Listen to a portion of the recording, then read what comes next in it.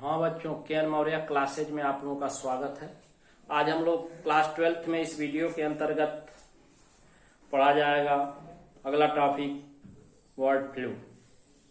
बच्चों, एक समय था फरवरी 2004 में, जिस तरह से आज कोविड-19 वायरस पूरे देश में कोहराम मचा दिया है एक महामारी की तरह, उसी तरह से फरवरी 2004 में बर्ड फ्लू के द्वारा करोड़ों पक्षियां मारी गई। उसके साथ कुछ अन्य जन, सुअर, बिल्लियां, मनुष्य भी हताहत हुए। इसी के साथ हम लोग आगे चल रहे हैं। बर्ड फ्लू बच्चों also known as avian flu, ध्यान दीजिए, बर्ड फ्लू को एवियन फ्लू के नाम से जाना जाता है। क्या जाना जाता है? Avian flu. और बर्ड फ्लू भी also caused by the virus, ये भी एक विषाणु जनित रोग है और ये विषाणुओं के द्वारा ही फैला था। उस विषाणु का नाम है H5N1 strain, H5N1 virus, H5N1 virus.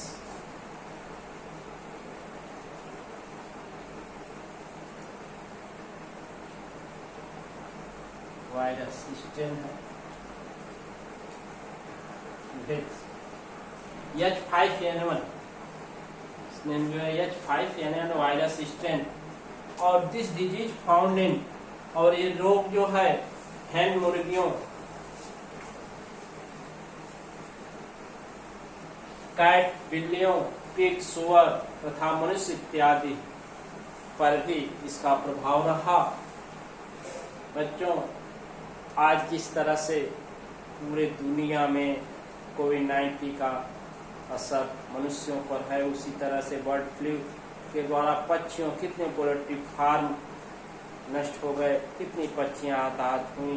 उसके साथ कुछ जातियां बिल्लियों की तथा कुछ चीतों की भी हानि पहुंची। इसी के साथ आगे के क्रम में जब फरवरी 2004 में 10 एशियन देशों वो अमेरिका में रोग फैला था, 10 एशियन देशों, जिसमें चीन था, थाईलैंड था इत्यादि, कंबोडिया था इत्यादि, सभी देशों में फैला और अमेरिका में भी फैला था। बर्ड फ्लू का कैट में इन्फेक्शन, बिल्लियों में संक्रमण होने के बाद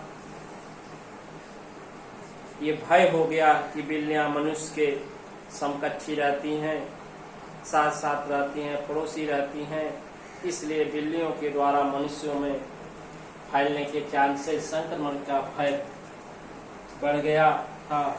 according to World Health Organization, विश्व स्वास्थ्य संगठन के अनुसार, वर्ल्ड हेल्थ ऑर्गेनाइजेशन, विश्व स्वास्थ्य संगठन के अनुसार, pig is infected by virus, जब सुअर जो है इन्फेक्टेड हुई विषाणु के द्वारा वियतनाम में, उसके बाद this disease is transmitted one person to other person. उसी के साथ यह रोग जो है बर्ड फ्लू, जो वायरस जनित रोग है, एक व्यक्ति से दूसरे व्यक्ति में इसका संक्रमण होने के आसार बढ़ गए।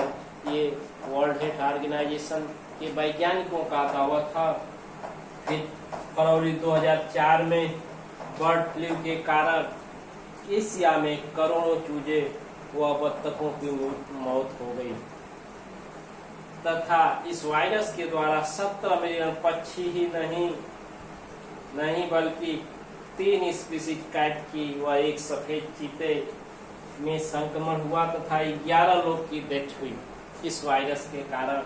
तो बच्चों, 2004 में बर्ड फ्लू भी एक महामारी के रूप में उभरा था, जिससे काफी नुकसान पक्षियों, पोल्ट्री फार्मों इत्यादि में पड़ा।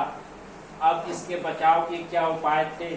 सभी देशों ने मिलकर के एक समझौता तैयार किया। संक्रमण से प्रभावित देशों से जो कुत्तों के आयात होते थे, उस पर रोक लगा दिए गए कि उन देशों से उस इन्फेक्टेड पक्षियों के आयात होंगे तो इस वायरस के संक्रमण के चांसेस बढ़ जाएंगे। उनके आयात पर रोक लगाया गया। दूसरा, इंटरनेशनल